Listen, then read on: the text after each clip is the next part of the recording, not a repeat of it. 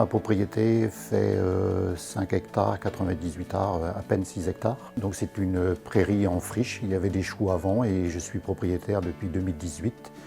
Donc je cherchais à planter, à valoriser le terrain. J'ai décidé de m'impliquer dans le bas carbone pour la cause.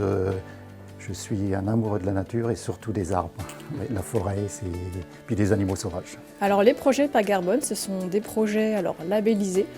C'est un standard qui a été créé par le CNPF et l'Institut pour le climat. Et en fait, ça permet à des entreprises de compenser leurs émissions de CO2 en participant à des projets pour compenser du carbone. Ça a été validé par le ministère de la Transition écologique et solidaire.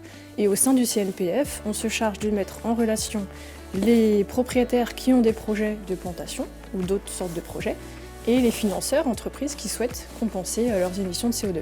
Alors c'est effectivement une raison d'être, c'est une démarche RSE où on a été labellisé cette année RSE Lucie, avec la labellisation Lucie, mais néanmoins l'entreprise de par son métier premier, qui est quand même de construire, d'entretenir, de réhabiliter un parc immobilier important, puisque je rappelle nous sommes propriétaires de 18 000 logements sur l'ensemble de la région, donc par nature même ce parc que l'on construit, qu'on réhabilite, a besoin de matériaux et de mise en œuvre de ces matériaux.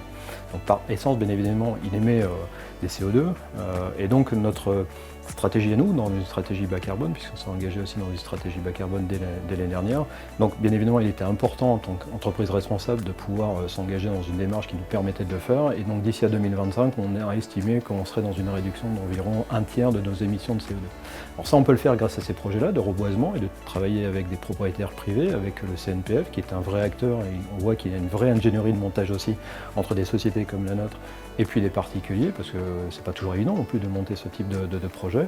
Et puis on est engagé aussi, nous, dans une stratégie de biodiversité. On a des projets en biosourcé qui sont démarrés, qui vont bientôt être livrés. Donc voilà, on est vraiment dans la perspective, dans la stratégie qu'on s'est fixée à la fois avec notre gouvernance et puis l'ensemble des salariés qui sont des moteurs aussi au quotidien pour aller dans ces démarches-là. Valvoir Habitat finance à une hauteur de 63%, me semble-t-il, donc c'est pas négligeable pour moi. Sans eux, je pouvais absolument pas faire parce que bon, ça a un coût quand même énorme et bon, moi j'ai pas les moyens de pouvoir faire les préparations du terrain, les plantations, l'achat et donc voilà, c'est grâce à eux si on le fait, c'est grâce à CRPF et surtout Valvoir Habitat.